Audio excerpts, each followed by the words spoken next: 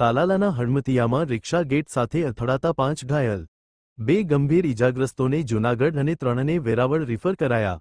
ગીર સોમનાથના તાલાલા તાલુકાના હડમતિયા ગીર ગામે એક ગમખ્વાર અકસ્માત સર્જાયો હતો। ગામના પ્રવેશદ્વારના ગેટ સાથે પિયાગો રિક્ષા અથડાતા ચાલક સહિત 5 લોકોને ઈજા પહોંચી હતી। ઈજાગ્રસ્તોમાં 3 મહિલા અને 1 બાળકનો સમાવેશ થાય છે। અકસ્માતની જાણ થતાં જ 108 એમ્બ્યુલન્સની ટીમ તાત્કાલિક હડમતિયા ગામે પહોંચી હતી।